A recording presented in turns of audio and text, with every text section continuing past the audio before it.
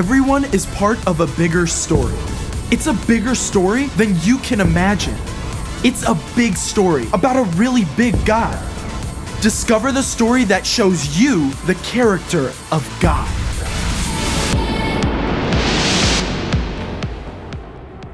What's up? I'm Caleb, and I can't wait for you to join me in a deep dive into my Bible. The first 39 books, the Old Testament, tell the story of how God created us and loves us more than we can imagine. But people turned away from God and sin entered the world. Instead of leaving us on our own, God made a plan to bring us home. The 27 books of the New Testament begin as God sends Jesus, God's very own son, to live among us and lay down his life for us. But it's not the end, because through God's power, Jesus returns to life. Death is defeated, and anyone who follows Jesus can live with God forever.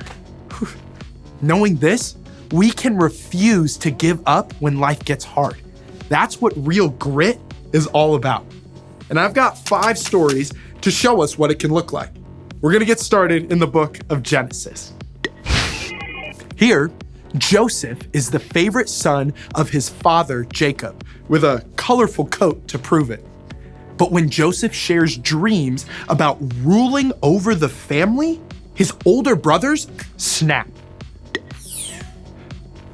They sell Joseph into slavery in Egypt. I mean, what?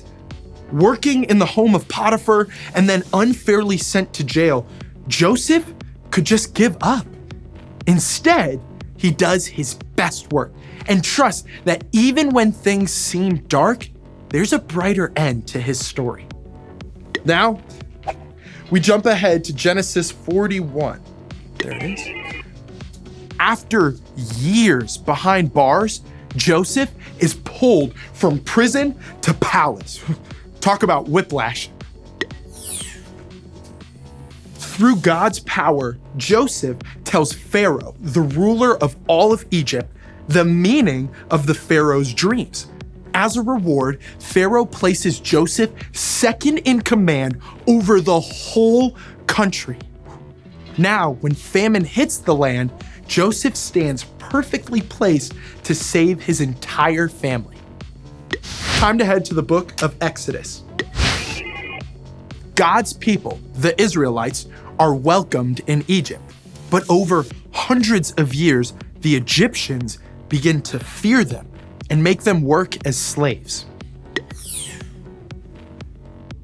And now the Pharaoh has ordered that every Hebrew baby boy should be thrown into the Nile River. The parents of a brand new baby named Moses aren't about to give him up.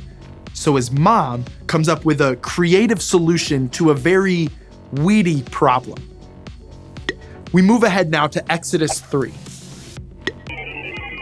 Moses is all grown up and he's fled far from Egypt, but God's people are still trapped as slaves. As Moses goes about his business, tending his sheep, God grabs his attention with a burning question. Now Moses must choose whether to stick with the quiet life or to go home and face down Pharaoh, who sure isn't putting out the welcome mat. Time to wrap up with a final story from Exodus.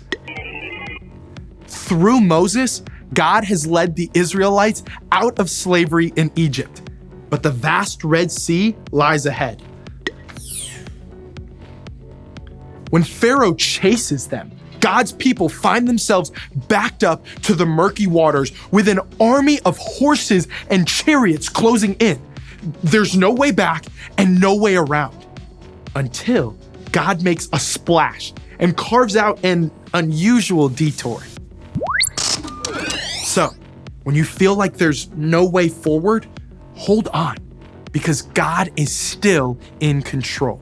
He can give you real grit to keep going. And I sure can't wait to see how it plays out in you and me.